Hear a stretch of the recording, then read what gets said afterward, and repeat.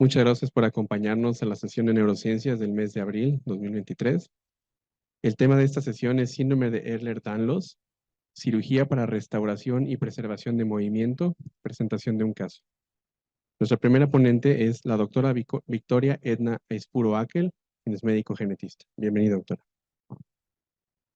Yo les voy a platicar lo más breve posible de los aspectos genéticos en el síndrome de Ehlers-Danlos, que déjenme decirles, no es un síndrome, son muchos allá adentro.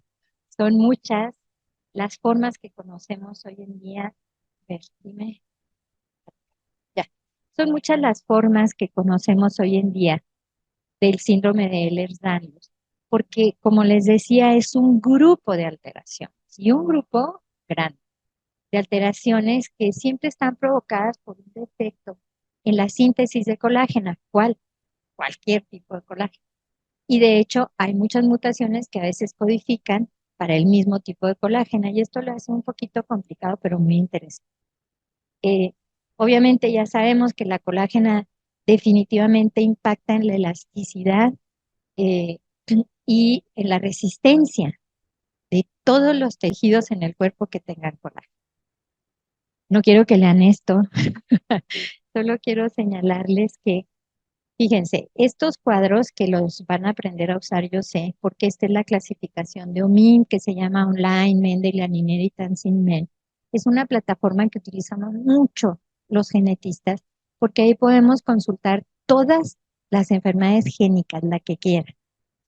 Y ahora, de DNA nuclear y también de DNA mitocondrial. Está muy interesante. Pero fíjense nada más la cantidad de síndromes de Ehlers-Danlos. Por ejemplo, aquí está el hipoescoliótico que platicaba ahorita, que por cierto les comento que es autosómico recesivo. Cuando vean estas tablas lo van a aprender muy fácil porque dice que ese gen, así se llama el gen, está en el cromosoma 1 en el brazo corto en la región 36.22. Pero esta diapo y esta que lo hace más complejo, porque esta forma, que por cierto no tiene número de OMIM, dice porcentaje, no sé, todos estos genes codifican para esa forma. Entonces es complicado. Y siguen todos estos y ni los cuenten, son 28. Este, y todos, si se fijan, hay en diferentes genes, en el 6, en el 2, en el 7, en el X. Entonces tenemos una forma ligada. Vamos a ver muy brevemente este, las formas de herencia en las que está involucrado el Ehlers-Danlos, pero muy de pasadita. Eh, Dijimos que todas se deben a genes mutados que codifican para cualquier tipo de colágeno. Pero en cuanto a la forma de herencia, bueno, hasta nosotros estamos sorprendidos. Originalmente se pensaba que siempre se heredaban, ay, perdón, que siempre se heredaban en forma autosómica recesiva, dominante, perdonen, ya me perdí. Este, ya, perdón. Originalmente se pensaba que todas eran autosómicas dominantes. De hecho, cuando yo empecé a estudiar genética, Ehlers-Danlos lo poníamos de ejemplo como enfermedad autosómica dominante. Por supuesto que ya lo quitamos porque hay algunas que son recesivas y otras que son ligadas al X. Les había dicho de la cifoescoliótica, es recesiva, no es dominante. Y el, cuando tenemos una enfermedad autosómica dominante, pues el carácter se manifiesta en los heterocigotos. Eso quiere decir, tienen un gen bueno y uno para él les dan. Y algo muy, no se las voy a leer, yo sé que ustedes ya la leyeron, pero es importante saber que hay que diagnosticarlos porque los que tengan una mutación autosómica dominante tendrán un riesgo de un 50% en cada hijo. No es, ya tuvo el malo, le toca el bueno. No, cada vez que embarazan a alguien o se embarazan, tienen un 50% de transmitirle la enfermedad al hijo. Y bueno, eh, como es autosómica, pues hay hombres y mujeres afectadas. Y decirles nada más que en Ehlers-Danlos, como en muchas otras, se han reportado muchas mutaciones de nuevo, porque me dicen, pero es que no había antecedentes familiares. No tiene que haber. Siempre hay alguien que empieza.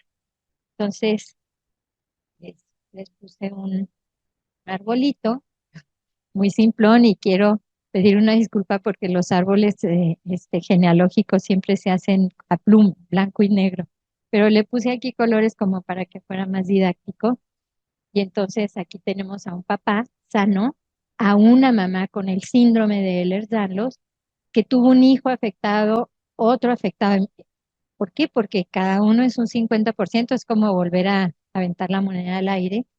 Vino a diagnóstico prenatal, uno de los hijos muy, muy afectado, este, y entonces esto es un embarazo, sé que usted lo sabe, pero esto es un embarazo, y vino, le hicimos amniocentesis y encontramos que es una mujer y que no tenía el gen afectado, entonces no iba a presentar esto. Y bueno, la autosómica recesiva, muy fácil. Ambos padres son portadores, eh, como es autosómica, se afectan hombres y mujeres. Y aquí los padres son heterocigotos sanos. Ustedes saben como el albinismo. La mamá no es albina, el papá tampoco, pero ambos tienen un gen para albinismo. Lo que pasa es que está en receso, se llama recesivo. Y solo cuando los dos dan el afectado, pues van a tener un hijo afectado, cuyo riesgo es de un 25% en cada embarazo. Y particularmente en esta psicoescoliótica, me tocó ver una familia con dos hijos afectados. Y a veces piensan que es un riesgo de uno. Existe también, existen otras variantes que son ligadas al cromosoma X. Y esto se hereda, déjenme decirles, como hemofilia, como distrofia muscular de Duchenne, enfermedades en donde la mujer es portadora de la mutación y la mutación está en el cromosoma X. ¿Por qué la mamá no está afectada o está levemente afectada?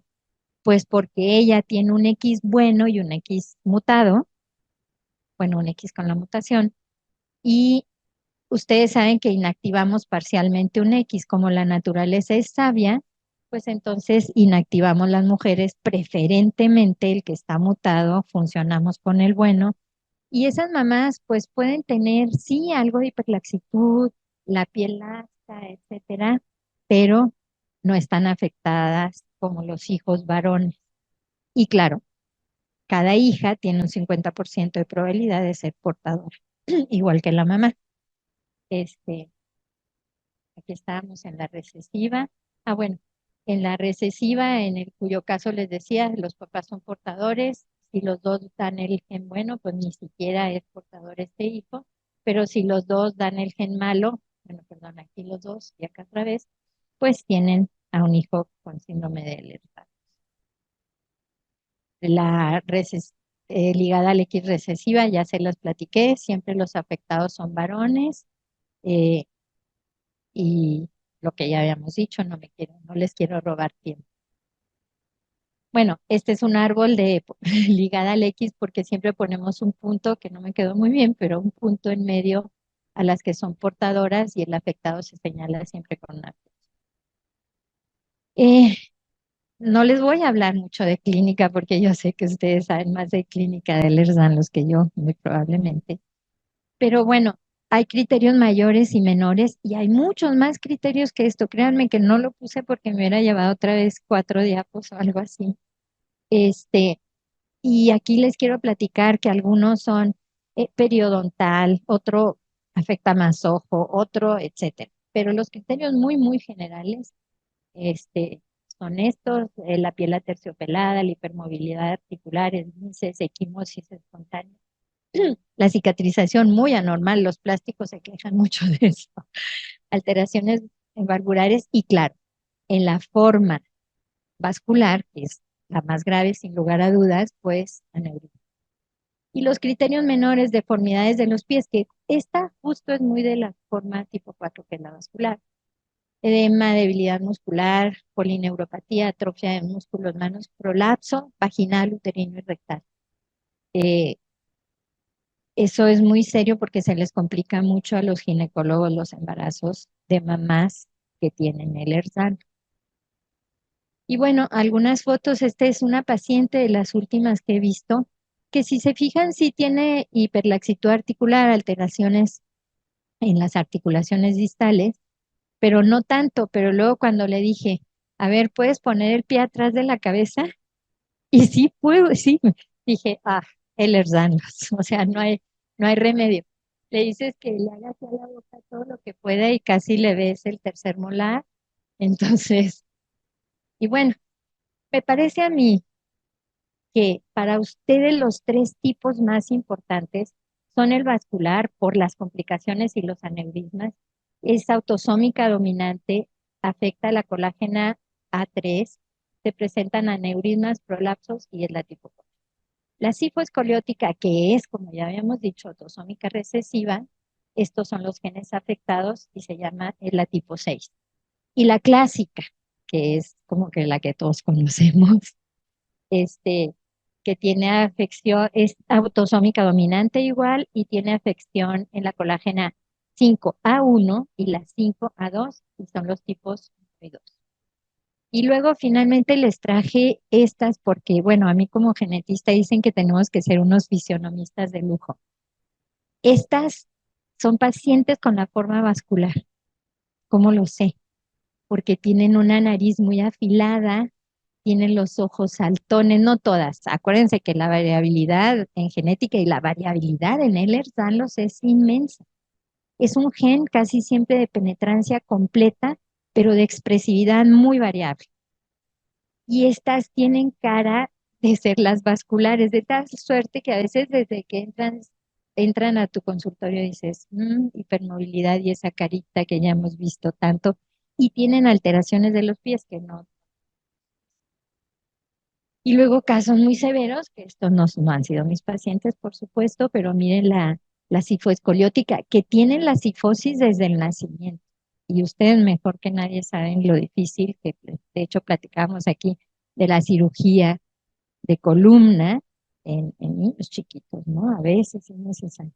Y miren, ella tiene la cirugía de toda, ahí está la cicatriz, de arriba hasta, me pareció que esta era muy importante y estos, a ver, los reto a que pongan la mano completa en el piso.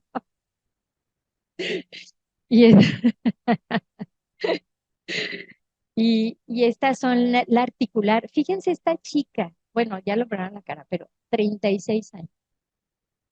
Y vean nada más la hiperlaxitud articular, esto es una cosa seria. Este tiene la vascular, ¿se dan cuenta? ¿Verdad que se parece a las otras que y esta niña que parece el exorcista me impresionó, puede voltear la cabeza verdaderamente, yo creo que ahí se han de haber inspirado.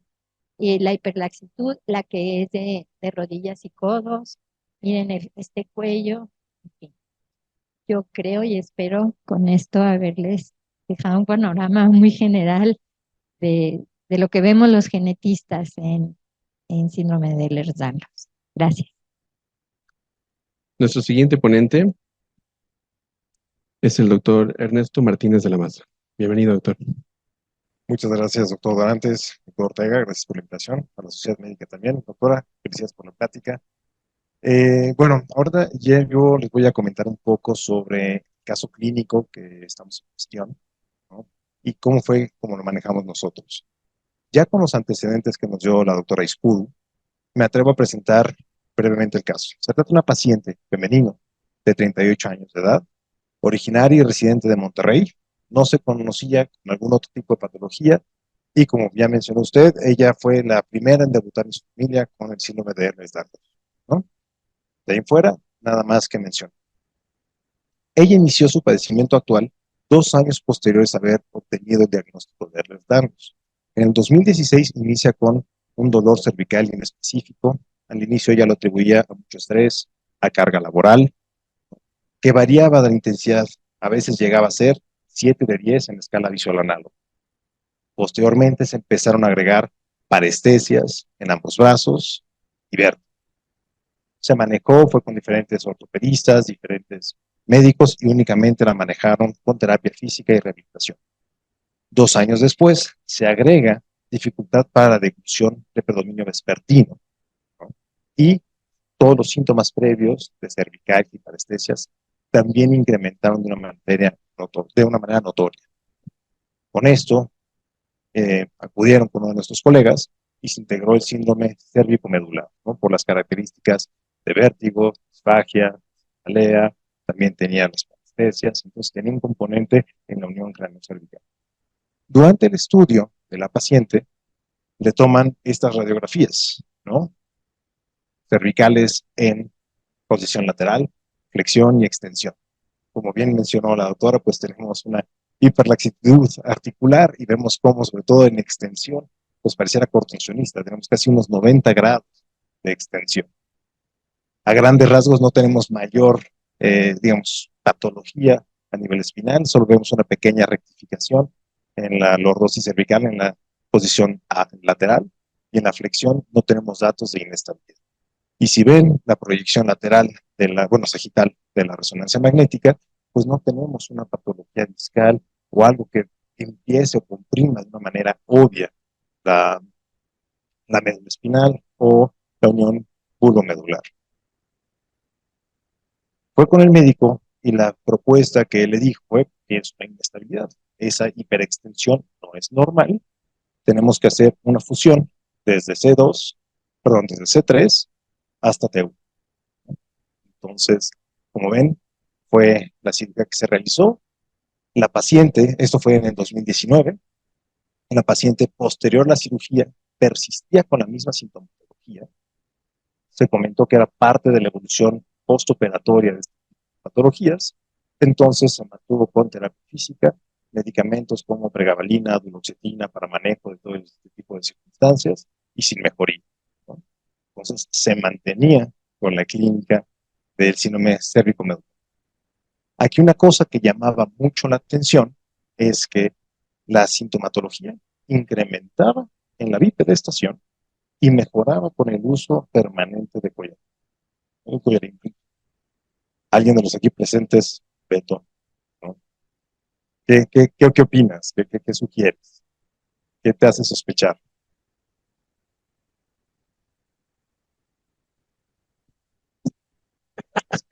Para que nuestro experto en columna. Eh, pues obviamente que si al final del camino tenía un síntoma cérvico-medular, pues el tema no estaba en la fusión inferior, en la subaxial, sino el tema estaba desde el punto de vista en la unión cérvico-medular, en la unión cráneo-vertebral, ya que dice que mejoraba con el collarín, ¿no? Entonces teníamos como algo que nos orientaba a que al sustituir las cargas de la propia cabeza, pues mejoraba la paciente, ¿no? Cuando yo con nosotros hicimos un cierto abordaje, hicimos ya, así que nos tocó más fácil porque pudimos sospechar otro tipo de patología, ¿no? Entonces hicimos las diferentes mediciones del ángulo clivoaxial, la rotación o la tomografía en flexión, rotación, bueno, flexión en lo que se podía, pero es una tomografía rotacional, donde vemos que hay claramente, una inestabilidad rotacional, ¿no? Como tenemos un giro excesivo de casi arriba de 80 grados hacia el lado izquierdo y el lado derecho. Vemos que la resonancia magnética en flexión y extensión no tenemos una prominencia del ángulo, no hay una compresión de la unión bulomedular, entonces no tenemos ahí una compresión franca como tal. Entonces, adelante. La resonancia en flexión-extensión es acostada. Acostado. Sí, lo ideal, es, como bien hiciste la pregunta, hubiera sido una resonancia magnética en bipedestación para tener ese efecto de carga de la cabeza sobre la columna, pero no pudimos. Entonces, bueno, con la flexión y extensión vemos que los grados obtenidos son prácticamente normales, pues no hay un dato franco de una patología que amerite una intervención desde el punto de vista biomecánico y numérico. ¿Qué fue lo que nosotros optamos? Beto, adelante. Entiendo que, o sea, cuando deciden hacer esta fijación extensa de toda la columna subaxial, eh, ¿bajo qué criterio deciden ese? Bueno, o sea, porque ahí no había ninguna compresión. Exacto, o sea, como se ve, fue la misma pregunta que te estás haciendo nosotros la hicimos. Y al preguntarle a la paciente qué fue la explicación, cuál fue el motivo por el cual el colega decidió hacer este tipo de intervención, fue por la hiperextensión que tiene la paciente. que él atribuía a que al estar haciendo una hiperextensión, como se ve en las placas, podría haber cierta compresión. Entonces, que lo ideal es que no hiciera eso. Entonces, la opción fue la fijación. Ok. Al final en la tomografía sí la tiene en flexión y extensión también. O sea, no hay movimiento en octoides. Exactamente. Exactamente. Aquí nosotros hicimos la resonancia magnética en flexión y extensión pensando en alguna impaginación o algún movimiento en la cual la odontoides pudiera protruir y hacer un tipo de compresión en la unión bulbomedular.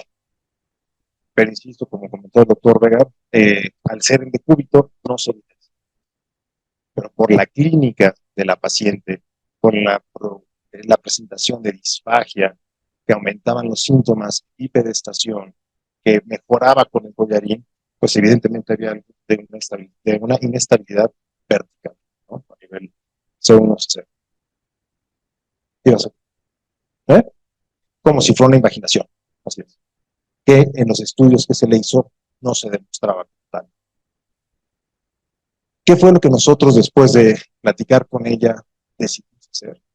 Hicimos una intervención en 2 tiempos quirúrgicos. La primera, al tener nosotros la inestabilidad cervical, ¿no? Estamos pasando una función occipito cervical, desde C0, C2 hasta C3. ¿Por qué nos aplicamos C1? En esta imagen no se ve, pero se ve un poquito mejor. En las placas tenemos una variante que se llama ponticus posticus, donde la arteria vertebral está envuelta en un fragmento óseo y colocar un tornillo ahí puede ser un riesgo vascular importante. Entonces decidimos verificarnos ese nivel de certificación C2. Los tornillos de C2 fueron hacia la pars y los tornillos de C3 fueron facetarios. Vemos aquí las imágenes transoperatorias de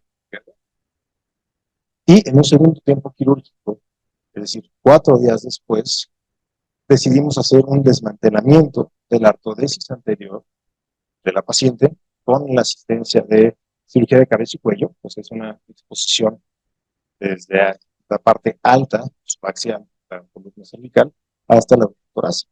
Entonces, obtuvimos una muy buena exposición. Entró el departamento de ortopedia para hacer una ligamentotaxis, ¿no? A nivel anterior.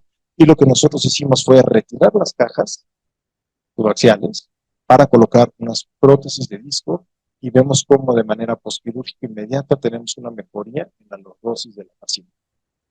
Nosotros decidimos colocar fascia lata cadavérica en sustituto del ligamento longitudinal anterior para tener cierto efecto de limitación hacia la extensión, ¿no? Ya que recobrar el movimiento cervical en una paciente con hipermovilidad, con hiperlaxitud, pues podría provocar el riesgo de la salida de alguno de ellos. Finalmente, pues aquí tenemos las imágenes postoperatorias, la paciente el día de su alta, ¿no? Con la fijación, recobrando cierta lordosis cervical con la fusión y las proyecciones anteriores. Hasta aquí con este caso. ¿Alguien quiere hacer un comentario? Es un caso controversial, por eso quise presentarlo. Doctora. Bueno, una pregunta de genética es, la paciente no tiene hijos, ¿verdad? Sí, tiene una hija.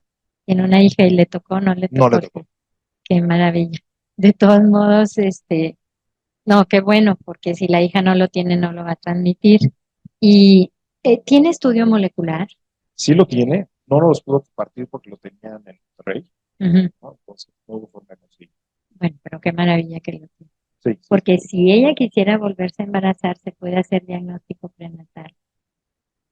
Preimplantatorio para esto todavía no hay porque son un montón de mutaciones, pero si ella tiene su estudio molecular, se puede hacer diagnóstico prenatal. aquí con ella, bueno, ella es una fundación, por esto nos enteramos a conocer a la paciente de Ehlers-Danlos, y es una de estas principales activistas. Y finalmente hemos tenido un gran flujo de este tipo de pacientes con patología cervical, que por lo menos bastante de esta paciente nosotros hubiéramos considerado como una más de, ¿no? Patología degenerativa discal o algo así, ¿no? Entonces, el presentarles este caso para mí, ¿no? Para nosotros consideramos que pues, nos abre el panorama, que no todo es un hernia disco, no todo es patología discal, ¿no? Es una paciente joven, que lamentablemente, y digo, no es que haya actuado mal o por señalar a alguien, simplemente pues se desconocía este tipo de patología o este tipo de abordaje o cómo tratarlo quirúrgicamente. Entonces, esta fue nuestra resolución. Buenas Adelante. tardes. ¿La disfagia se quitó, mejoró o cómo la...? Todos los síntomas hasta ahorita, 8 meses después de la cirugía, están en remisión. ¿Por qué quitar la instrumentación anterior? Nosotros consideramos que al ser una paciente joven, ¿no? Y al estar fusionada desde C0 hasta T1, iba a quedar como un robot, ¿no? Entonces fue una decisión que tomamos en conjunto con la paciente, valorando riesgos, beneficios, posibles complicaciones. Y pues ahora sí que la gota que derramó el vaso fue la hija de la paciente, ¿no? Dijo la paciente que quería tener una vida mucho más funcional con su hija. Entonces dijo, pues lo que me dure los implantes, adelante. En cuanto, es un muy bonito caso, y creo que al final fue muy mal evaluado en estabilizar la columna subaxial sin evidencia de que la columna subaxial tuviera algún problema. Lo que agrega muchísimo más datos clínicos es lo último que pasó, que es la disfagia, como que este tema que está pasando a nivel de bulbo es lo que probablemente orienta más a pensar en estabilidad más craneocervical que cervical inferior. Ahora, el tema, ya que tienes esa fusión, no me parece excelente idea haberle quitado todo el sistema para ponerle por lo menos prótesis que tenga algo de movilidad. De entrada no necesitaba quitar esos discos, pero por lo menos con las prótesis que pusiste ganas movilidad. Mi duda es, al final quedó una caja con tornillos, ¿no? Ahí queda un tornillo extra que metieron de la placa, que no, ahí Sí. eso se ve, esa es la imagen, ¿no?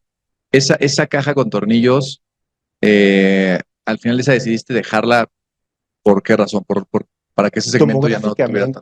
Tomográficamente era la que más datos de dosificación tenía.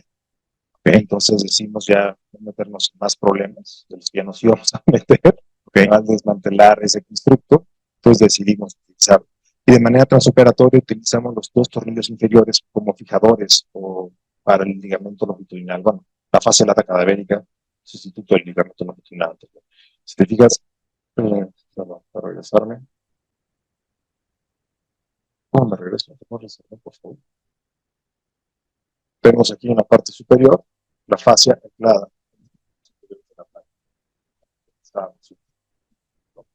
Entonces, utilizamos aquí como anclaje y los anclajes laterales que hay ortopedia son los que se utilizarían para manito rotador. Entonces, la verdad fue un abordaje multidisciplinario desde el punto de vista de cabeza y cuello, ortopedia, cirugía, ¿no? Para el manejo de esta patología.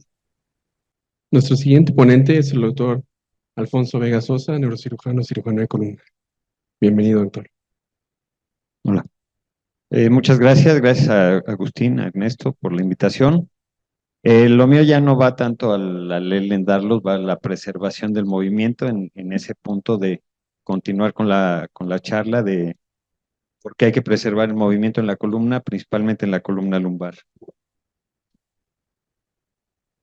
Sabemos que la preservación o la cirugía de preservación de movimiento es algo que no es nuevo, que ya varios colegas ortopedistas vienen realizando desde hace mucho tiempo y que hoy en día pues no nos vemos o no vemos a alguien de nuestra familia o nosotros mismos con una fusión a nivel de rodilla, cadera, y sabemos que estas cirugías de preservación de movimiento realmente funcionan y funcionan bastante bien. El tema es por qué se ha dejado la columna fuera de ese parámetro, ¿no? La columna era de las estructuras que se mueven y que al final del camino siempre había terminado con tornillos, o termina con tornillos o termina inmovilizado. La función requiere movimiento, ya lo decía el doctor Mackenzie, requiere para la longevidad de la función de la columna no solamente una estabilización, sino también requiere de función, de movimiento. No podemos concebir que la columna o ciertos pacientes que tienen dolor lumbar tengan o permanezcan inmovilizados el resto de sus días. Sabemos que los objetivos de la fusión lumbar son específicos, desde aliviar el dolor, restaurar la altura del disco, corrección de una deformidad restaurar el balance de la columna vertebral sagital o coronal, pero ¿a expensas de qué? De eliminar el movimiento de la columna vertebral. Esto, a la larga, lo que es, favorece la degeneración discal del segmento o del disco de arriba. Entonces, aquí viene la pregunta. ¿La fusión es igual a la función? Es decir, si yo inmovilizo un paciente para quitarle el dolor, le estoy dando calidad de vida. Hoy en día sabemos que muchos estudios a nivel global, estudios que nos han demostrado que no, el éxito radiográfico, no la formación del hueso va siempre de la mano con el éxito clínico, es decir, pacientes que tienen fusionada la columna, no todos ellos tienen o se sienten con disminución del dolor lumbar. En este caso, este es uno de los casos que a mí me hicieron pensar en la preservación del movimiento. Pacientes jóvenes, pacientes con dolor lumbar, que les ha fracasado todo escenario de tratamientos analgésicos, rehabilitación, terapias, lo que ustedes digan, acupuntura, todo, ha fracasado y en ese sentido, todos los pacientes están discapacitados por dolor, pero tienen 20 años, 21 años, 30 años, son pacientes jóvenes. Aquí, ¿qué es lo que hacemos? Este es uno de mis pacientes, con la misma edad, ponerle tornillos, hacer una fusión, les funciona bastante bien, sí, se les quita el dolor también, pero en estos casos también tenemos que pensar en que este paciente o esta paciente tiene una sobrevida de más de 60 años, 50 años. En este concepto aparece la cirugía articular o la cirugía de preservación de movimiento en la columna lumbar, que tiene los mismos objetivos que una fusión: aliviar el dolor, restaurar la altura del disco, mantener los rangos de movimiento, desacelerar la degeneración discal del disco de arriba afectado y mantiene el balance de la columna vertebral. Esta es una cirugía que no es para restaurar, es para conservar. Son pacientes, aquí el éxito de esta cirugía radica en la selección de los pacientes. Desde el 1966 ya Fenstrom en Suecia ponía balines entre los cuerpos vertebrales intentando simular la función del disco vertebral.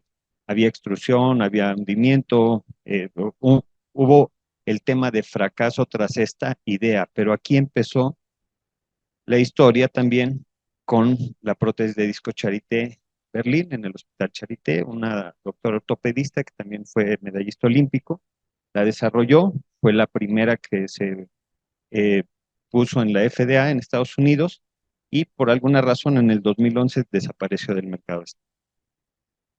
En Francia, en Montpellier, Terry Marnet desarrolla la prótesis Prodisc. Hay la primera versión, la segunda, y es de las más comercializadas en el mundo y en Estados Unidos. 2015 también Rolando García en Miami le dan la aprobación del FDA, es Activel L. Esta desde el 2004 fue desarrollada, pero no hasta que fue el 2015, 10 años después, prácticamente obtiene su aprobación por la FDA. Hoy en día sabemos que las prótesis van ido evolucionando, desde prótesis donde el control de sus rangos de movimiento era menor, como la Charité, la Prodisc L, que es una de segunda generación, tercera generación Activel, y las de cuarta generación, que se supone van a ser desarrolladas para que sirvan en la absorción de impacto, que tienen un núcleo artificial que va a ayudar no solo a los rangos de movimiento, sino a absorber la carga del cuerpo vertebral, del cuerpo. Y otros ejemplos que se han venido desarrollando sobre prótesis es no solamente colocarlas vía lumbar anterior, sino colocarlas vía lateral o bien colocarlas vía posterior, quitando todo el segmento facetario, haciendo un abordaje lumbar posterior. Sin embargo, solamente las que tienen tienen aprobación de FDA son hasta el nivel, hasta la tercera generación. Todas estas prótesis constriñidas, semiconstriñidas, metal, polietileno, son las que se encuentran a nivel mundial. Estas dos, Prodisc L y Active L, son las que tienen aprobación de FDA. O sea, de todo lo que hay en el mundo, solamente 2 son las que tienen la aprobación. De estas 2 se venden en México. Entonces hay que saber también dónde la selección de un adecuado implante. Hay experiencia en México. En el 2003, el grupo del doctor Reyes Sánchez hizo una serie de 11 pacientes, imagino que aquí en el Hospital Ángeles, y también en el Hospital Ángeles Mosel hicieron una serie de 7 pacientes. Aquí el anterior fue con Prodis Kelly y este fue con Prodis Charité. Pero estamos viendo que son del 2003 y 2008. ¿Cuáles son las indicaciones?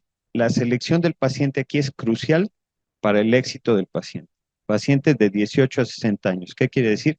Que no tengan osteopenia, osteoporosis, una madurez esquelética adecuada, enfermedad degenerativa de disco. Ahorita vamos a entrar en ese punto, que es un criterio bien importante de dolor lumbar para la selección del paciente. Un Oswestry, un índice de discapacidad alto, un paciente que tiene mucha discapacidad por dolor lumbar y que tiene un fracaso al tratamiento mayor de 6 meses. Definición de enfermedad degenerativa lumbar es dolor lumbar o radicular asociado que correlacione con la historia del paciente, el examen físico, y que tenga por lo menos un par de estudios de estos para corroborar ya sea la degeneración discal, en tomografía, radiografía, resonancia magnética. O sea, tienen que tener una serie de protocolos radiológicos bastante definidos para que el paciente pueda ser sometido a una prótesis de disco con resultados buenos. Estas mismas indicaciones son las que adoptó la FDA para sus estudios clínicos, que los veremos un poco más adelante. Contraindicaciones: inestabilidad, listesis mayor de 3 milímetros, escoliosis, tumor, trauma, infección, osteopenia, un T-score menor de 1, artrosis facetaria, obesidad. En este sentido, estas prótesis se hacen a través de un abordaje lumbar anterior. Se requiere un cirujano de abordaje. Es un abordaje que no toca o no daña para nada la musculatura paravertebral y se hace a través de ya sea un abordaje pararectal o por línea media. Se tiene que tener muy bien localizada la línea media, ya que el implante requiere una localización específicamente en la línea media para tener una buena y una adecuada carga derecha, izquierda, anterior y posterior. Se tiene que romper el ligamento longitudinal posterior para después colocar la prueba y la prótesis. Esto es cómo funciona la prótesis. Tiene dos piezas de cromo cobalto con un rociado de titanio y tiene un núcleo de polietileno de alta densidad sobre el cual hace una función de balón socket. Tiene un fenómeno de flexión, extensión y traslación que te ayuda tanto para esos movimientos, que es el compromiso que tiene esta prótesis, que no tiene absorción de impacto. Estos son un par de pacientes al mes de la cirugía. Se comporta bastante bien para que empiecen los pacientes a moverse tempranamente. Cuando ya los pueden uno poner a hacer ejercicios después de las 6, 8 semanas, donde ya se integró la prótesis a la plataforma vertebral. Aquí viene un poco lo aburrido, pero es lo más específico, lo más sensible para decir funciona o no funciona. Evidencia científica: en el 2000, estos dispositivos eran considerados de investigación, eran considerados nueva tecnología, por lo cual eran clase 3 para la FDA.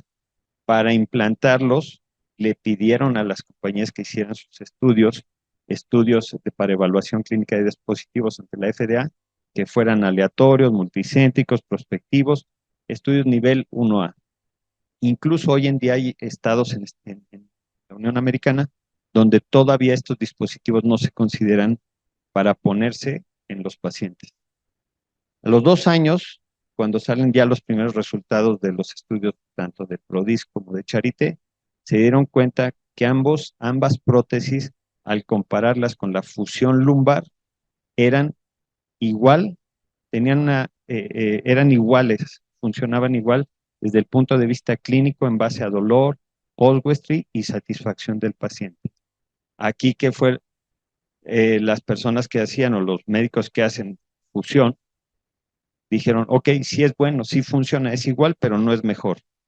De aquí que aparecen los estudios ya, también el de Rolando García, con 2 años de seguimiento, pero comparando prótesis, donde dicen, bueno, funciona, esta nueva prótesis funciona igual que las que ya habían sido aprobadas por la FDA. A los 5 años, tanto el estudio de Charité como el estudio de PRODISC se empezaron a dar cuenta que las tasas de reoperación eran la mitad de los pacientes de ese estudio y eran pacientes que se habían seguido por arriba del 80%, que tenían un seguimiento por arriba del 80% de los pacientes. Aquí podemos ver cómo la tasa de reoperación es prácticamente la mitad en ambos estudios. En los estudios de prótesis contra prótesis, vemos aquí que ambos dispositivos se comportaban conservando los rangos de movimiento, un poco más Activel que PRODISC, pero con un índice menor de reoperación.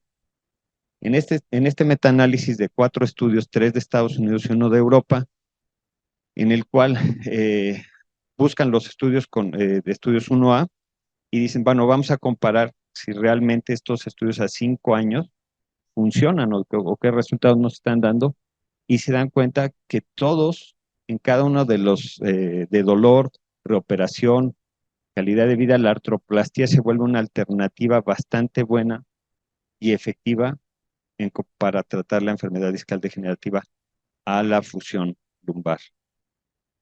A los 7 años, que es el único estudio que existe ahorita de prótesis contra prótesis, ambas prótesis a 7 años mantienen los rangos de movimiento y se mantiene la satisfacción clínica del paciente. Esto es bien importante. Yo creo que esto es lo fundamental en una prótesis de disco. ¿Qué pasa si yo le hago una prótesis de disco, yo le hago una fusión? ¿Qué le va a pasar al disco de arriba? Utilizando los mismos datos del estudio a 5 años, el doctor Jack Ziegler, en 123 artroplastías, se las da a 2 radiólogos independientes y les dice, bueno, analicemos qué porcentaje de pacientes desarrollaron segmento adyacente después de una fusión lumbar y cuántos desarrollaron segmento adyacente después de una prótesis de disco. Y se dieron cuenta que eran una relación 3:1, o sea, nada despreciable.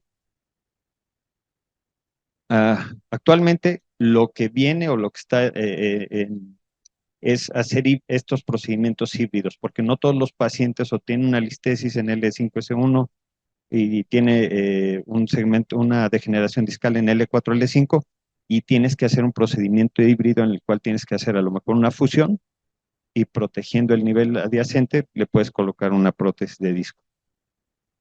En conclusión, y con base a nivel de evidencia científica, la artroplastía es una alternativa de tratamiento segura, efectiva, la fusión en pacientes seleccionados apropiadamente y es igual de efectiva clínicamente que la fusión lumbar, disminuye el riesgo del segmento adyacente y disminuye el riesgo de reoperación a 5 años. Muchas gracias.